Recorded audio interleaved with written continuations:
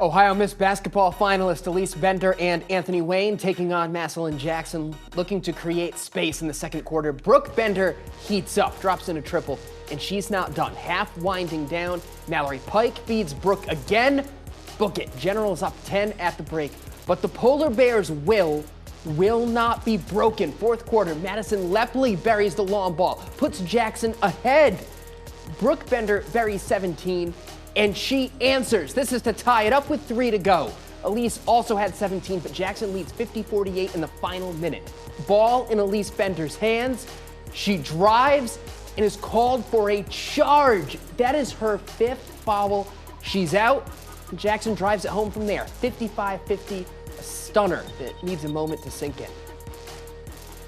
Well, they were able to knock down shots. They beat us quite a few times on their back doors as well. We've accomplished a lot, and it was a fun ride. It just happened to end a little bit shorter than what we expected. We told the kids in the locker room that our response to our loss is what's most important. Chris Schmidbauer and Corey Slovak respond from Sandusky. Well, it's easy to say Sandusky was not a kind host to Northwest Ohio here tonight. Anthony Wayne falls in the nightcap to Massillon Jackson. A tale of two halves, Corey. The Generals found themselves up 10 at the break, and then Massillon Jackson, Megan Campbell, and Madison Lepley took over.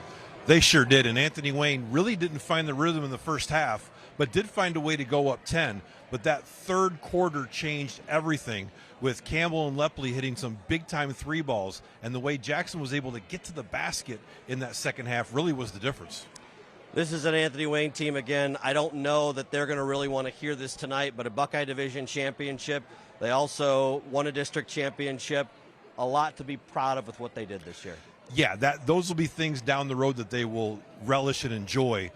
But the sting of tonight will probably stay with them through the offseason, the preseason, and then in the next season. And that'll be the motivating factor. You talked about it on air. They got all 5 starters coming back, motivated. They know what their goal is. Their goal is to get back to a Final Four, and that's all in front of them right now.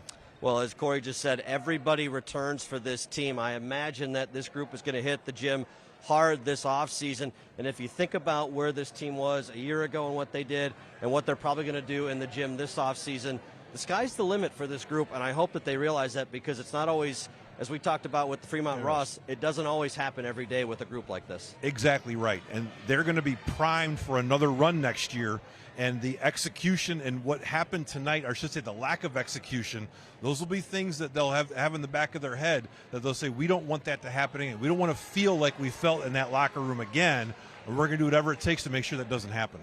Anthony Wayne's road comes to an end here in Sandusky tonight.